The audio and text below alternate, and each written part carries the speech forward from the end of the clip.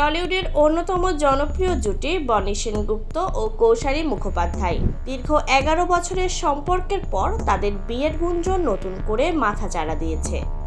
ইন্ডাস্ট্রিতে জোর চর্চা, আগামী বছরই নাকি 7 পাকে বাধা পড়তে চলেছেন এই তারকা জুটি। তবে বনি এই খবর একেবারেই উড়িয়ে দিয়েছেন। এক সাক্ষাৎকারে তিনি বলেন, বিয়ের বিষয়ে এখনো কোনো চূড়ান্ত সিদ্ধান্ত হয়নি। আমাকে প্রশ্ন করা হয়েছিল কবে বিয়ে করছি, আমি বলেছিলাম এই বছর সম্ভব নয়।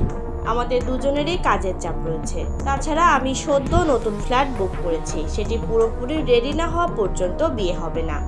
তার মতে এই বক্তব্য থেকেই বিয়ের গুঞ্জন ছড়িয়েছে, অথচ তাদের মধ্যে এখনো বিয়ে নিয়ে কোনো আলোচনাই হয়নি। এদিকে কৌশানীর ক্যারিয়ার এই মুহূর্তে তুঙ্গে। আবার প্রলয়, বহুরূপী এবং কিলবিল সোসাইটির মতো প্রজেক্টে কাজ করে তিনি যেমন দর্শকদের মন জিতেছেন, তেমনি তার ছবির গানগুলো সোশ্যাল মিডিয়ায় রীতিমতো ট্রেন্ড করেছে। বনি নিজেও একাধিক প্রজেক্টে যুক্ত, যদিও কৌশানীর তুলনায় কিছুটা পিছিয়ে রয়েছেন বলেই মনে করছেন অনেকে। এই নিয়েই নেট দুনিয়ায় কিছু সমালোচনার মুখে পড়েছেন বনি। অনেকেই দাবি করছেন তিনি নাকি কৌশানীর সাফল্যে হিংসা করেন। এই প্রসঙ্গে বনি বলেন, এটা নিয়ে আমি শুধু হাসতেই পারি।